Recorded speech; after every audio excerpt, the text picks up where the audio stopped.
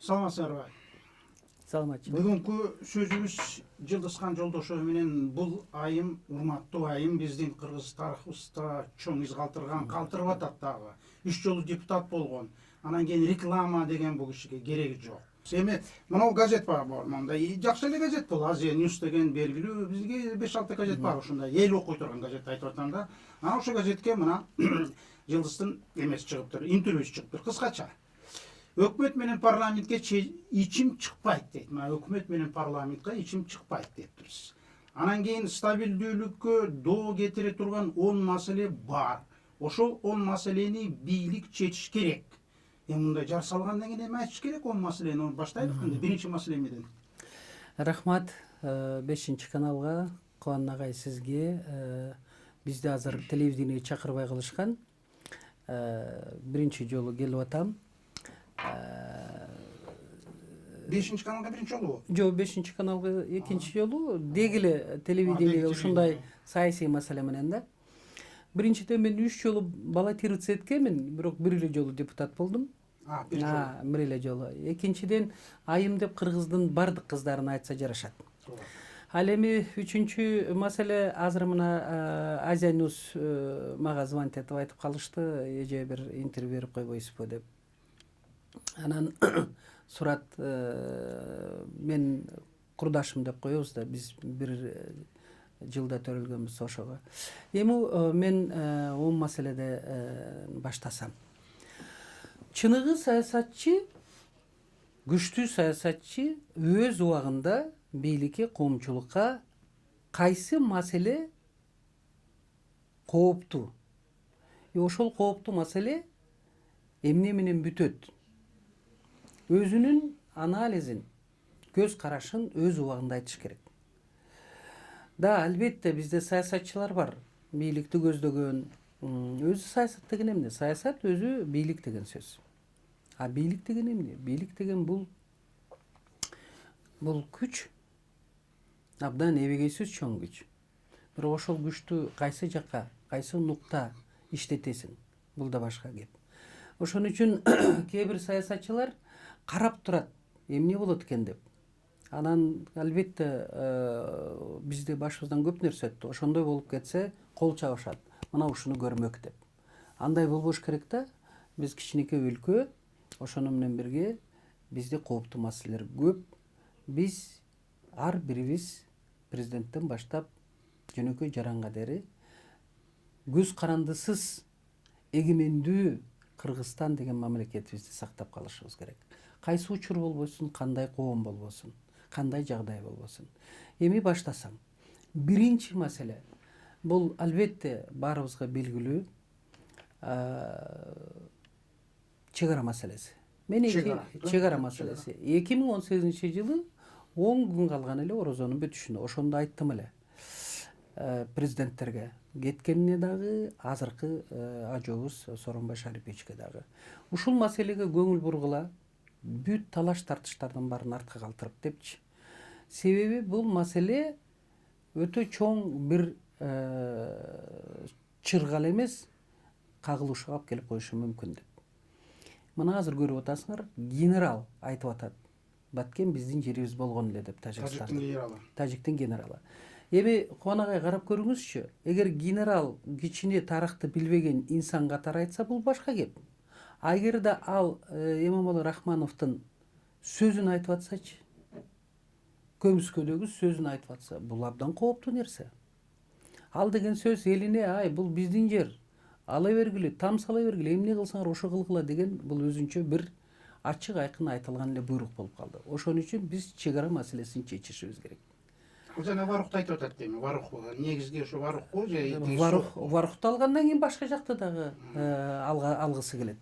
Ошондой да. Ошон үчүн мен айтайын дегеним, ошол чек ара маселесин кантип чечсе болот. Сунушуму да кошо айтып кетейин. Айтыңыз. Биринчиден сөзсүз түрдө ал жакта бизде Национальный гвардиянын бир бөлүмү туруш керек. Экинчиси Суворовский училище бар. алыстан балдар келип окуй албай атат, айрыкча түштүк аймагында. Эмне үчүн ошол Суворовский училищенын филиалын ачып койбойбуз? Филиалын. Ошондой эле милицейский школанын филиалын ачыш керек. Ошондо абдан академия МВДнынчы абдан жакшы инфраструктуралар пайда болот, үйлөр салынат. Бир сөз менен айтканда, биз чек араны чеп менен мындай айтканда курчоо менен элибиз дагы тынчуктайт. Конкретный сунуш экен бул. Мына ушул сунуш. Мен ойлойм, бул маселени карап чыгыш керек деп. Ал эми Тажикстандын генералдын сөзүнө биз мындай кайдыгер мамиле жасабашыбыз керек, анын отставкасын талап кылышыбыз керек. Муну биздин Тышкы иштер министрлиги Чыңгыз Айдаралиев абдан катуу киришиш керек. Азыр эмне кызмат экен ал? Кызмат эмне? Байкабай калдым. Ал ошол милиция тарабына иштеген. Милиция тарабы. Анда действительно кызмат экен да. Ал бул деген генералдын сөзү күч. Экинчи маселе бул кооптуу, бул шайлоо. Мыйзамынын Биздеги шайлоо. Да, биз мыйзамдын чийки бойдон калышы мени кооптондуруп турат. Себеби бизде эки төңкөрүш, мына ошол мыйзам мындай айтканда алгылыктуу болбостон, менталитетибизге деги эле биздин Кыргызстандын жагдайына жараша, шартына жараша мыйзамдар жазылбай эле башка өлкөнүн мыйзамдарын алып келип эле анан биз ошонун менен жашап атпайбызбы? Бул туура эмес да. Эми сунуш эмне кылыш керек? Парламентте дагы кичине убакыт бар. Эгерде саясатчылар баары биригип айтып атат, босого маселесин карагыла, урна маселесин карагыла. Азыр билесиңерби, эң бир жаман нерсе жүрүп атат. Бүт башка айылдан, башка областтан жашаган инсандарды форма бар да, Центр избиркомдо. Ошол форма, экинчи форма элесинде жок. Келип чакырып туруп эле ошону менен эле каттоодон өткөрүп, пропискасын жасап атат дагы. Ал инсан ошол жерде добушун берет. Пропискасы жок бекен буларда? Жок, прописка жасап атышат да. Бул азыр массовый түрдө ошону жасап атышат. Бул да өзүнчө бир чоң чыргап келет. Мисалы үчүн мына ушундай болду. Мисалы үчүн Алайдагы шайлоодо биздин башка улуттун өкүлдөрү барып шайлашкан. Алайда бир дагы башка улуттун өкүлдөрү жашабайт.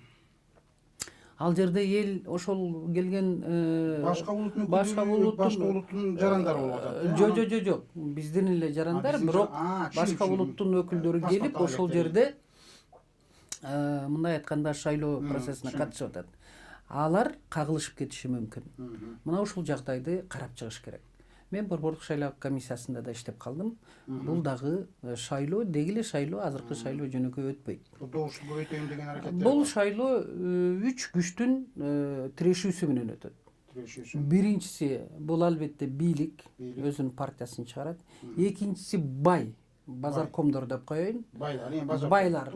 Үчүнчүсү таза инсандар, мамлекет эл үчүн иштейм деген бирок акчасы жок. Эми калганы элдин колунда. Элибиз 500 сомго сатылса, анда начар жашап атабыз деп элибиз да ыйлабаш керек да. Себеби алар элибиз шайлоочулар эми бар эмес, көпчүлүгү добуштарын саткандан кийин балдардын өздөрүнүн мамлекеттин келечегин сатып атышат. Ошон үчүн мен шайлоочуларга да кайрылып кетет элем. Сатпагыла добушуңарды. Мекенчил болгула. Мамлекет эл үчүн күйгөн эл болгондо гана биз өнүбөсөбүз. Бул абдан маанилүү. Кыргызды үч эле нерсе сактап келген. Саясаттан да, экономикадан да күчтүү нерсе бул албетте улуттук намыс. Биринчи турат элдин ынтымагы, экинчи улуттук намыс, үчүнчүсү кайдыгерчилик. Вообще кайдыгер болгон эмес кыргыз. Мына ушул үч нарктуулукту, барктуулукту сактап алсак, бизде өнүгүү болот. Бул экинчи маселе айта турган. Бул экинчи маселе. Анан Центр избиркомдо иштеп калдыңыз. Ошондо жанагындай кээ бир эле айтып атпайбы, биз добушту башкага бергенбиз. Ошондо жанагындай подтасовка добуштун жана плюсту минус кылып коюштун ал дагы бар технологиясы. Эми ал жакта көп мындай кыргыздын жакшы бир сөзү бар. Кыскача айтам десең, быкычкы толтура да. Толтурат. Эми мен айтайын дегеним үчүнчү нерсе да. Үчүнчү нерсе бул ушул шайлоого жакындаганда мен көптөгөн баары эмес бирок көпчүлүк мындай бизде МПОлор аябай көп да. Неправительственный организацияларчы, өкмөттүк эмес уюмдар. Ооба. Мына ошолорго абдан көп тыйын акчалар келет. Мисалы үчүн биздин фондду 42 жолу текшерди. Өзүңөр билесиңер. Баягы комплекс Курманжан датка боюнча. Анан мен апрель-июнь окуясын аныктаганым үчүн оппоненттерим, менин досум Өмүрбек Текебаевден баштап, Сасыкбаева, Иман Кожоева, башка балекеттердин баары тең чогулуп алып туруп, мындай оппоненттерим баары тең анан кийин сотко беришкен. Мен 8 жыл соттошуп, 2019 февралда баарын жеңип чыктым. 42 жолу текшерүүдөн өттүк. Бир тыйын өкмөттөн жана башка чет өлкөдөн акча келген эмес Курманжан датка фондуна. Бирок кечирип коесуңар, биздин өлкөдө ушу шайлоодон кийин аябай көп кооптуу мезгилдер болот да. Мына ошол бүтүндөй финразведка деген бар биздечи. Мына ошол орган иштеш керек. Ошол өкмөттүк эмес уюмдарга каяктан канча акча келди алардын ачылгандан баштап. Биз эгемендүүлүктү 91-жылы алып атабызбы? Мына ошол жылдан бери ал деген Кыргызстан эли үчүн келген акчалар. Ошол акчалардын баарын ачыкка чыгарыш керек. Бул абдан кооптуу нерсе болуп атат. Себеби эмне үчүн Владимир Путин мына ушул өкмөттүк эмес уюмдардын бардыгын тең мыйзам ченемде өз калыбына келтирип койду. Себеби ошолор аркылуу өлкөнү мындай чайкап койгонго же болбосо кандайдыр бир дүрбөлөңгө салууга акча каражаттары келерин Россия тастыктады. Бизде ким кепилдик бере алат? Жок, ошону мисалы полиция таптасын дейлик. Ошол акчаны тапсын дейлик. Анын дачаны жок, аны бир гана таап, ошону менен чектелбестен ошол акчалар каяка кеткен? Отчет бериш керек. Аны билелик. Ар бир өкмөт тиги өкмөттүк эмес уюмдар коомчулукка жарыялаш керек. Анан Алар эгер миллиондогон долларды алып келип атса, алар каяка иштетти? Мага мисалы үчүн ушул нерсе абдан таң калтырат да. Эмне үчүн бизде апрель окуясы болду? Эмне үчүн бизде Ош окуясы болду? Аларды ким каражатты жасашты? Эмне үчүн Ош окуясы болордун алдында, мисалы үчүн Интербилим ошол жерде чоң неме өткөрүп атат. Ася Сасыкбаеванын теги журналисттердин баарын чогултуп. Эмне үчүн ошол журналисттер туура эмес маалымат берип атат? Мына ушул нерсе баары тең ачыкка чыгыш керек. чыгара алып деди муну баары чыга. Андан Чыкса, эгерде алар ошол келген акчаларды туура эмес пайдаланып атса, анда мыйзам ченемде кантип далилдейбиз туура? алар туура эмес экенин алар бериш керек да, отчет. Кантип отчет берет? Мисалы үчүн миллион доллар алып келиптир. Счетный палата текшере албайт. Жок. Эгерде бул мамлекеттин, элдин коопсуздугуна зыян келтире турган акча болсо, аны токтотуш керек. Келүүсүн. Ал элге деп акча алып атат да. Аны токтотуп койдук дейлик. Келбей калды акча. Ошо менен токтоп калабы? Буларга чейин Бул мыйзам ченеминде токтотуш керек. Турсунбай Бакир уулу ушуну алып чыкканда колдобой коюшкан. анда эмне үчүн? Эми азыр биздин убактыбыз кетип калбасын. 10 мүнөттүк мен бул үчүнчү маселе болуп атат. да, бул 10 маселени чечип алышым керек да. Мен өзүмүн гана немелеримди айтып кетейин, Кубанбайке. Потому что мен кооптуу, жок, бул кооптуу маселе. Кооптуу маселе. Себеби мына ушул агенттер деген агенттер деп коет да бунучу. Ошол агенты влияния деп коет. Да, агенты влияния деп коет. Аны билесиз. Мына ошолордун акча каражатын караш керек. Антпесе болбойт. Көрдүңүз кандай чоң чыр чыгып кетти. Мына жалаңач аял үчүн. Аны ким финансировать этти? Кайсы фондко келип ал акча түштү? Эмне үчүн биздин коомдо мына ушундай жат көрүнүштөр, элди козгото турган маселелер чыгыш керек? Аны Роза Тунбаев билет го, ага бериш керек бул суроолорду. Артына турбады ошолор жак. Жок, Роза Тунбаеванын фондунан да текшериш керек. Эмне үчүн текшербеш керек? Биздин фондду 42 жолу текшерди, эмне үчүн алардын фонддорун, өкмөттүк эмес уюмдарды 42 жолу текшербеш керек? Текшериш керек. Ачык айкын чыгыш керек бардык нерсечи.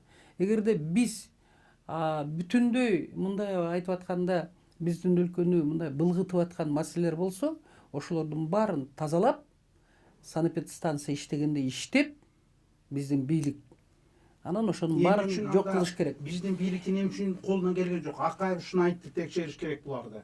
Бакиев айтты, текшериш керек буну. Атамбаев айтты, текшериш керек буну. Азыркы президент айта элек. Бул киши азыр Бул текшериш керек деп текшерилип калабы булар? Колунан албетте, келбей атпайбы? эгерде текшеришпесе, анда мына ушундай тагдырлар күтө берет. Кайсы бийлик болбосун. Төңкөрүш деген маселе күтө берет. Өлкө тиги алдыга жылбай эле митингтерден башыбыз чыкпай калат. Анда компартия Ошол митингтерди ким финансировать этип атат? Ошону табыш керек. Жок, Эми мен 4-чү маселеме өтөйүн, бир Колбайке. маселе, бир жерге буга тиешелүү бир логичный бир маселе болот да. 91-жылы компартияны кетиргенде, бийлигин кетиргенде, анда жанагылар жок болчу. Жана айтып аткан эмелер. Ал ким кетирди анда? Кайсы кимдин акчасын кетирди? Мында эми анда Американын Жок болчу анда. күчү менен ал бир эле бизди эмес, тиги эле союзду билесиз, быдыратты.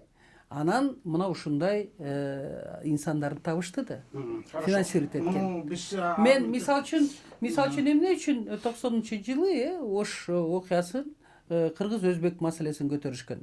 Күчтөр, тышкы күчтөр. Дагы бир маселе. Тышкы күчтөр. Дагы бир пункт деп коелу. Да, жок, бул пунктума кирбейт. Тышкы күчтөр. А бирок ошондо кыргыз менен өзбек анда дагы жол берген эмес. Бул ушундай бир чыр чыгара турган маселени алып келип бизге таштап койгондочу.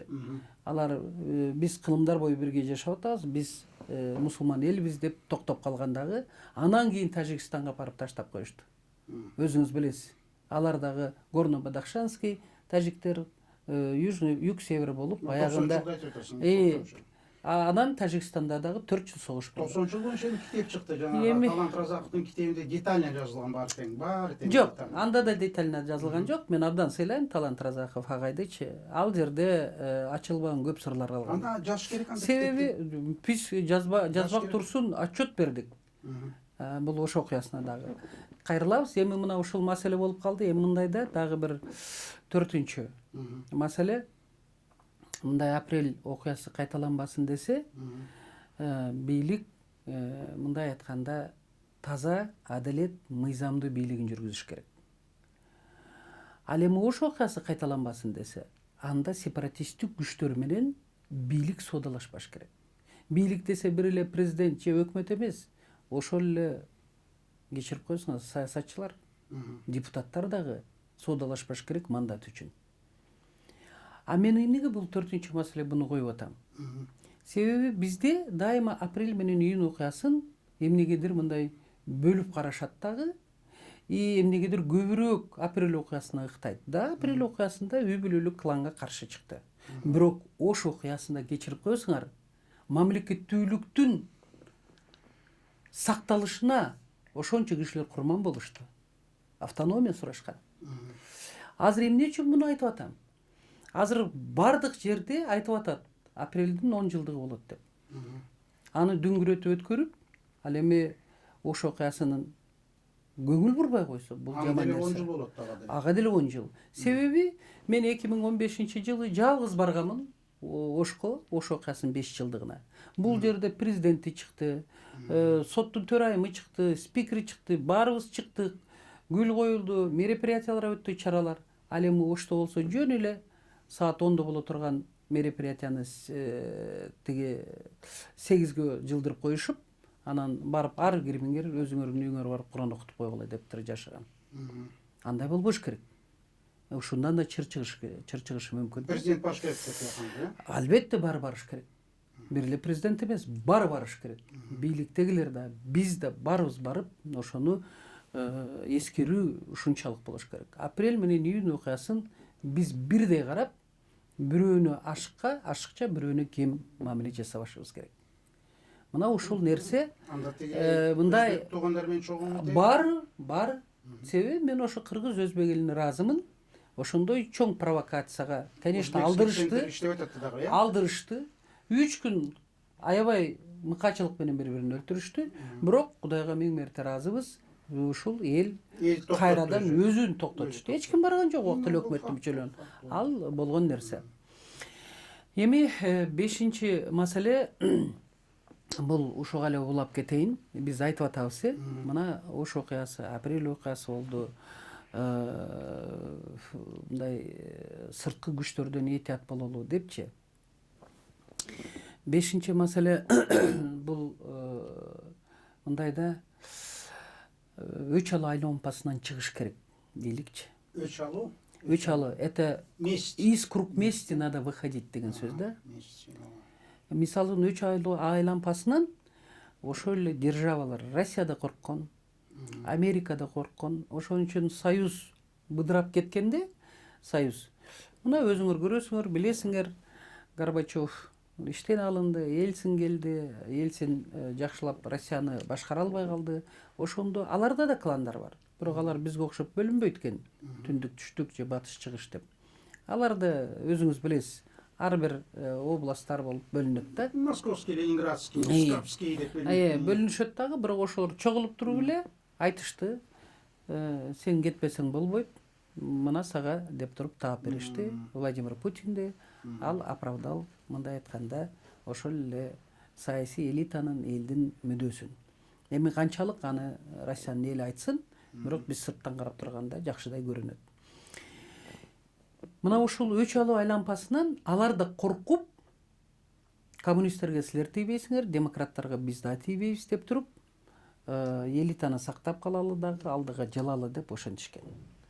А биз өч алуу айланмасынан 2012 жылдан бери мындай парламентте башталган нерсени айтып атам. Ал эми бул өч алуу айланмасы мурунтан эле бар эле. Мына ошондон чыга албай атабыз да. Бул дагы мисал үчүн өч алуу айланмасын кечирип коесуңар. Атамбаев жок жерден эле жаш өсүп келаткан жигиттердин баарын түрмөгө чыкты. Тигини жеди, буну жеди деп Келдебеков, Ташиев, Нариман Тулеев, Садыр Жапаров башкалардын.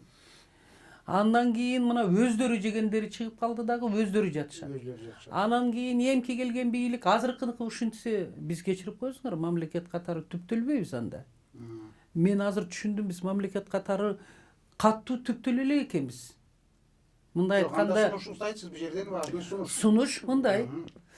Бул бешинчи маселени айтып атам. Өч алуу айланмасынан чыгыш үчүн эрк керек. Мисалы үчүн Россия кустурат жегендерди. Мен ОДКБда болуп калдым да, Межпарламенттик ассамблеяда. Мына ошондо сүйлөшүп калат элек. ОДКБда бүт ФСБнын да иштеген, күч органдарда иштеген депутаттар эле мурун. Анан алар айтышат эле. Давайте мындай кылалы. Тиги мисалы үчүн айталы, Иванов абдан көп акча жеп койду. Алар ФСБга чакырышат дагы, СИЗОсуна бир жерине киргизет эткенде абдан жаман хатаны көрсөтөт эткенде, могу сеники болот. Сен ушунча жепсиң, алар билишет. Жегенин мойнуна коет дагы, ошону менен бирге айтат экен. Мына ошончо акчаны качан төлөй алат, аны да аныктап туруп. Бир айдын ичинде алып келесиң, камалбайсың. Бирок сен саясатка дагы, бийликке да келбейсиң деп. Кубанбекке көрдүңүзбү? Алып келет алар. Албетте, ал бир айга жетпей эле бир күнүн ичинде таап алып келип коюшат. 100 миллионду алып келбейт. Ошон үчүн камаганда үй бүлөсү, ладно, эгер жесе бирге кыйналат. А жебегиндерчи? Ошон үчүн мен айтайын дегеним, өч алуу айланмасынан чыгып, кечиреликпи, акча төлөп? Жок, кечирүү деген жок. Жеген акчаларын кустуруп, ал эми бийликке, саясатка экинчи, аларда определенный срок бар экен, экинчи жол өтпөй турган кылыш керек. Мыйзам ченеминде. Бир эле киши аны аткарып атпайбы? Осмон Артыкбаев 100 миллион жок, жок өткөрүп берди. Мисалы үчүн башкалары андай кылган жок. Ошондого алып барыш керек да. Бирок мен Осмонбек Артыкбаев ошол жерден жеди дегенге ишенбейм. Жок, жебесе деле, бирок эми ал акчасы бар экен, бирок ал өзүнүн тазалыгын доказать эте албады, бирок мен ага ишенбейм, потому что ал жигит мени менен келип сүйлөшкөндө мен 10 тыйындан кошкула ошол эл көтөрө алат дегенде макул болуп кеткен. Светкечи. Бул башка маселе да. Мен эми азыр мынтсем, азыр 35 мүнөтпү, 30 мүнөтпү, мага убактыңыз жетпей калат. Хорошо, анда себеби мен орчундуу маселе да. Ошон үчүн мына 3 alo айлампасынан чыгып күнөөлөрдү кустуруш керек. Бир сөз менен айтканда. 6 маселе. Мына 3 alo айлампасынан биз чыга албай атабыз да, Мына дагы бир орчундуу маселе, бул азыр Садыр Жапаров болуп калды. Садыр Жапаровду чыгарыш керек. Себеби ал мыйзамсыз, адилетсиз, акыйкатсыз, жөн эле жалган жалаалар менен мындай Эбилбек Каптагаев өзү да айтып атат. Мен эч кандай ал кишиге эч кандай күнөө мындай претензиям жок деп атат да.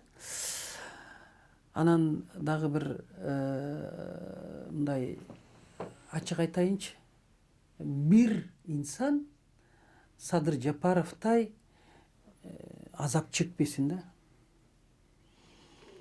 Акыйкатсыз, адилетсиз отурдубу? Биринчи тосмодон ашпаса дагы, билесиз, 2013-жылы. Анда да отуруп чыкты. Экинчи жолу жөн эле Кордойдон кармап алып келишип туруп эле отургузуп коюшту. Сторонниктери чыкты эле, анын баарын уруп, тепкилеп, бала чакасын, бир туугандарын кордошту. Анысы аз келгенсип Садыр Жапаровду кескилешти. Союшту, мындай айткандачы, чала союп коюшту да. Кудай өмүр берип атат. Себеби ал таза үчүн.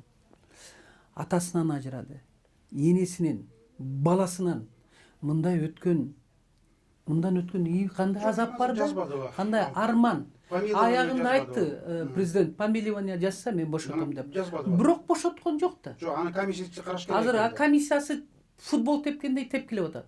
Садыр Жапаров, бул мен 6 айтып аткан маселе, ар бир Кыргызстандын жүрөгүнүн төрүнөн түнөк алды да. Эл суранып аткандан кийин мен ойлойм, быйыл чыгат коем, күтө турабыз. Мындай бийлик ушулга маселеге көңүл буруш керек. Себеби бул чоң толкунга алып келет. Мен эми алдын ала айтып атканда мындай интуиция бар да биздечи, аял кишидечи, анализ бар да. Анын үстүнө мен эми лидер фракция болдум да. Жөнөкөй эле депутат болгон жокмун, секретный материалды да көп окудук да бизчи. Ошон үчүн мен алдын ала бир нерсени айтып атам да. Эми мына ушул маселе 6 болуп атат да, Садыр Жапаровдун маселеси. 7 маселе бул Курсан Асановду. Курсан Асановдун өзүн жана үй бүлөсүн куугунтукка албаш керек. Себеби ошол мезгилде Курсан Асанов сүйлөшүү жолу менен бүтпөсө, анда азыр кандай абал болот эле? Бул анда абал өтө курч болчу. Эл толкутуп турганда элдин толкунун эч ким токтото албайт. Кудай өзү толкутуп, Кудай өзү эле ошону бастырбасайчы. Мен азыр түшүнсөм, карап көрсөм, ошол кой таш маселесин кайрадан карап чыгыш керек. Себеби мындай да, мен азыр ойлосом, Ички иштер министрлигиби, кимиси Курсан Асановду жертвага алып келмек экен да. Штурмовать этсе дагы Курсан Асанов же ошо балдары менен өлмөк. Себеби алар бункерде отурушту мылтыктары менен. Эксажо Атамбаев, Бирок мен Апрель ТВда ушулардын болоорун айтпадым беле. Ошого жеткирбегиле депчи. Дегиле биз кыргыз эли кээде мен таң калам да, биз биринчи ажообузду кетирсек, экинчи ажообузду да ушундай кылсак. Кечирип койсоңор, үчүнчүсү келди эле, тиги Роза Отунбаевасы определенный убакытка моменттеп кан төгүлүп кетти. Ошо эл шайлабаса дагы да, мамлекеттин убактылуу өкмөт эмнелерди гана кылган жок. Бул өзүнчө тема. Алар да убактысы келгенде жооп беришет, баары тең, бириси калбай. Ал эми кечирип коесуз, азыр мына ушул болот деп айтып атсак, мына ошол болот деген сөздөр аягына чыкпай атат да, биздин сөз угулбай калып атат. Эми азыр да айтып кое берейин, ушул кой таш маселесин абдан кайрадан карап чыксаңар. Тиги общественный комиссия карабады. Общественный комиссияда көбү, мисалы үчүн, кандай десем, өчү бар кишилер болуп калып турат. Ал деген өчү бар кишилерди комиссияга кошпош керек. Жок, ал тиги мамлекеттик комиссия. Мамлекеттик комиссия. А эмне Бекназаровдун өчү жок беле? Давайте ачык айталы. Кубанагай, сиз күчтүү журналисттердин бирисиз. Сиз менен, мисалы үчүн, сиз чакырганыңызда мен ачык айтайын. Мен с удовольствием келдим. Жок, бу жерде эмне сунуш? Эми сунуш. Курсан боюнча сунушуңуз. Курсан боюнча Курсанды курсанга керек болсо медаль бериш керек, жок дегенде орден бериш керек. Сот болот да жакында. Себеби акталыш керек ал. 28-синде Үй бүлөсүнө тең, балдарына тең бугунт кылып атат. Бул деген эң жаман нерсе. Актаса жакшы. Жакшы. Азыр мен айтайын дегеним, эгерде Курсан Асановго ушундай мамиле жасалып калсачы, кечирип койсуңар, түштүк эл эмес, Кыргызстандын эли абдан сурок да берилбеш керек. Жок, ошондой болуп калышы мүмкүн да. Ал жертва экен да, мен ушундай түшүндүм. Ал штурмовать эткенде дагы балдары менен каза болот эле. Менин угушумча ошол жерде каттуу штурмовать этесиң деп айтканда министр, тиги балдар, жаш балдар чочуп, бирөөсү бутун атып алган өзүнүн немеси менен, потому что уже болду да кечиресиз жертва. Ошон үчүн мына ошол жерде кайрадан карап чыгыш керек да. Мени эми 8-чи маселе мына соттор боюнча. Соттор боюнча ачык эле айталы, мына жогорку соттун немеси Гүлбара Калиева олтурат. Ал өзү мыйзамсыз олтурат ал жерде. Ал жогорку соттун төрайымы эмес, даже жогорку соттун мүчөсү болбош керек. Себеби Конституцияда жазылып турат, Кудай өзү сактасын. Бул балким кырсыкпы, кырсык эмеспи, эгерде жакындарына кылмыш иши козголуп болсо, анда жогорку сотко эмес, жөнөкөй сот болууга дагы алардын бар. Бирок ага карабастан күйөөсүнө, баласына кылмыш иши козголгон. Бирок ошол отурат. Мен ошону айтып да чыкканмын. Кийин ал абдан мага дагы жооп берди. Жок, жооп берген жок, бирок бул мен айтайын дегеним, азыр кандай мыйзамсыз отурган судья мыйзамдуу маселени чечет. Анан азыр соттордо эмне болуп атат? Кечирип коесуңар, соттордун айынан шайлоонун бүткөндөн кийин соттор акыйкатсыз чечим чыгарган үчүн бизде 2 жолу төңкөрүш болгон. Азыркы соттор мурунку соттордун караганда дагы бар эле эмес, көпчүлүгү кечирип коесуңар заказ аткарып атат. Мына ошону токтотуш керек. Бул абдан орчундуу маселе. Бул эми отдельный разговор алабыз. Жок, бул орчундуу маселе. Мен ушул эле маселеге азыр Алмазбек Атамбаевдин маселесин кошуп кетким келет да. Кошуңуз. Мисалы үчүн 9-чу маселе болот, жок, 9-чу маселе өзүнчө. Мен 8-чи маселенин ичине кошуп атам. Хорошо. Мына мисалы үчүн Алмазбек Атамбаев ооруп атат дейт. Ал киши ооруп атса, соттор аны жөнөтпөй атат да. Лечениеге. Чет өлкөгө барып мыйзамдуу уруксат берип, мына Ахматбек Келдибек ооруп калганда Алмазбек Атамбаев уруксат берген. Германияга барып бутун сактап калып, ден соолугун чыңдап алдык. Баарыбыз чуркадык Ахматбек Келдибекович. Мен сыйлайм Ахматбек Келдибековичтерди баарын тең, мен өзүм коллегаларыма. Мына ошондо мен мына Алмазбек Атамбаев, ал менен Текебаев, Эмирбек Текебаев, убактылуу өкмөттүн мүчөлөрү бар мага оппонент болушкан.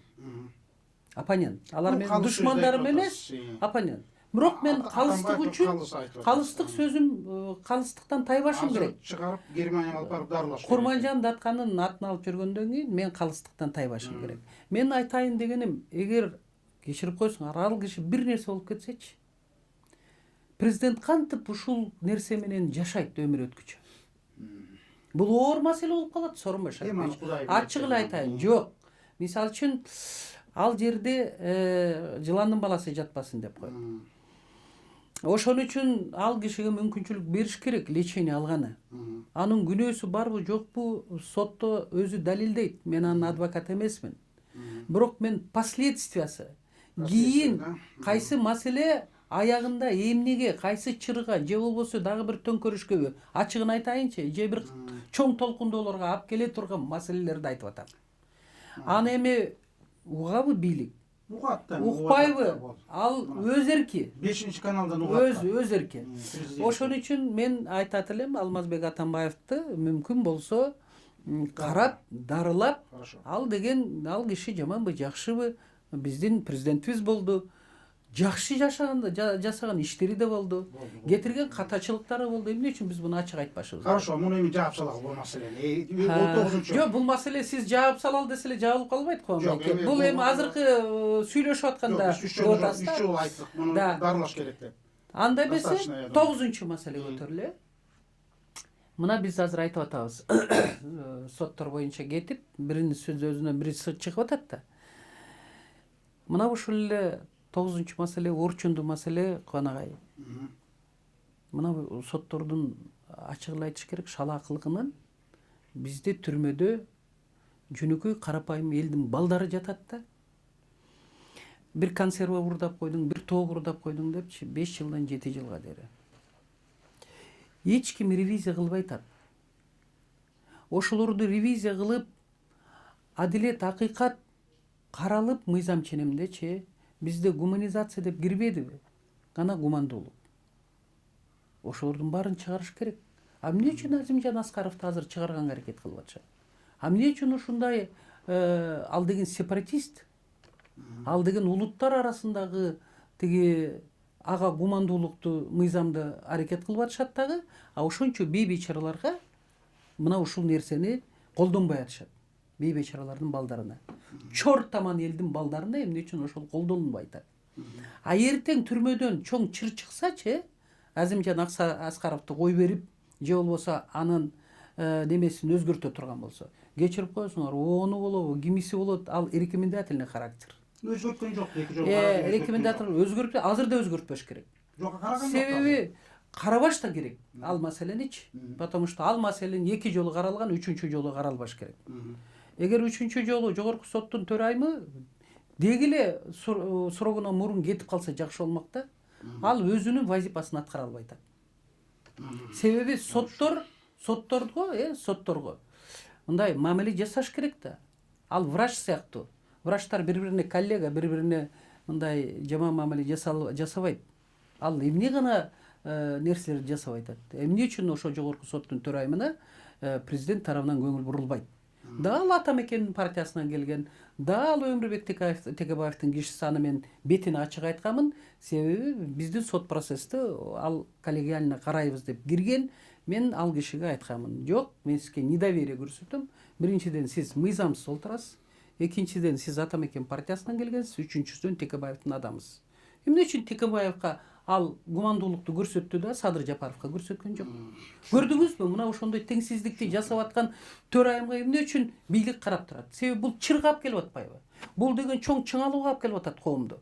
Барып туруп салыштырмалуу да баары бизде. Атаандаштык любой маселеде бар. Керек болсо балдарың арасында атаандаштык болот. Рахмат. Эми 10-чу маселе. Убакыт сөз өтүп калдым да. 10-чу маселе. 10-чуну биз калтыралы. Жок. 10-чу маселе өтө маанилүү. Бул 10-чу, ошон үчүн түрмөлөргө көңүл буруш керек азыр. 10-чу маселе бул президентти кайсы бир күчтөр мындай айтканда изолировать, тосмого алып коюшкан.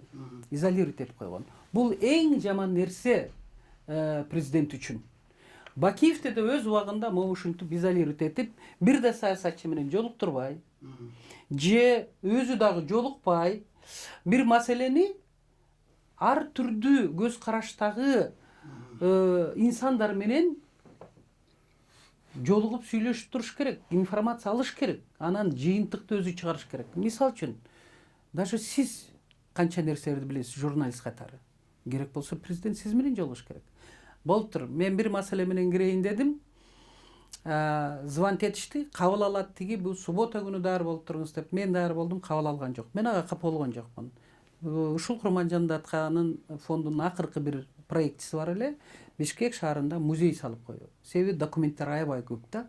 Ошону биз ошол музейге калтыралык дедик элек. Болгону 10 соток жер сурап. Бирок тилекке каршы киргизишкен жок. Мен капа болбойм. Ким айттыңыз азыр? Эми уксоолукту укпаса жок. Себеби биз мезгилинде дагы Бакиевке да айтканбыз. Бакиев биз менен сүйлөшүп, биз эле эмес, көптөгөн саясатчылар менен сүйлөшүп атканда туура жолдо кетип аткан. Изоляцияда болгон эмес, мезгилде деп айтайын. Ал эми азыр мындай ошондо тосмого алып калгандан кийин бир эле кишип өлкөдө баары жакшы, момундай өнүгүп атабыз, өсүп атабыз, тиги бу деп айтып атып, Оксана Малевани эч кимди киргизбей атып. Мына аягы эмне менен бүттү. Ошон үчүн Сооронбай Шарипович, мен сизге кайрылып кетет элем. Тосмодон чыгыңыз. Тосмого өзүңүздү калтырууга жол бербеңиз. Ал аппарат болобу, же саясий күчтөр болобу, кимдер болбосун. Сиз элге жакын болуңуз. Элдин ичинде элдин мүдөөсүн айта турган акылдуу инсандар менен жолугуңуз. түнкү саат 10 болобу, резиденцияда болобу, кайсы жерде болобу, чайдын үстүндө болобу, эптеп убакыт табышыңыз керек. Албетте сизде убакыт жок, бирок мен мына ушул сөздөрдү айткым келген. Бирок мен билген эмесмин 5 канал чакырып калат деп. Мен ойлогом Facebookка жазам деп. Эми мына айтылып калды. Эми көңүл бурсаңар, кандайдыр бир чыйынтык чыгарсаңар, мына башында айтып кетпедимби? Күчтүү чыныгы саясатчылар эмне болорун алдын ала бийликке, коомчулукка айтса, анда ал элдик киши деп эсептеп койсоңор болот. Рахмат. Ушул кайрылуу менен ажоого кайрылдыңыз. Укту, угат, жазып беришет, эметишет. Анан ушул кайрылуу менен бүтүрөлүк. Сизге рахмат. Рахмат, кассетаны берип койсоңор да жакшы, убакыт таап көрүп коёр. Керектүү сөздөрдү айттыңыз. Кассетаны балдар жазып берет толук бойдон ушул биз эметкенде. Рахмат. Бул маселени баарын карап чыктык. Жок, мага эле эмес, президентке да берип койсоңор деп кассетаны. Сизге да берилет. Эми коомчулукка мен бир ыраазычылык айтырып коеюн. Кыргыз элим, Кыргызстанда жашоо өзү бир керемет. Абасы таза, суусу таза, кыздары сулуу, жигиттерде намыс бар. Ошон үчүн бизге эмне керек? Биринчиден ден соолугубузду карашыбыз керек. Ден соолук жөнүндө бийлик ойлонуш керек. Здоровая нация дегенди. Ал эми экинчиден албетте билим, балдарга билим берсек. Үчүнчүдөн баарыбыз колубуздан келген нерсени эмгектенсек дагы кошуналар менен тынч жашап, ушундай сулуу, көрктүү өлкөбүздү тынчтыкта, стабилдүүлүктө алдыга жылдырсак. Бар болуңуздар. Рахмат.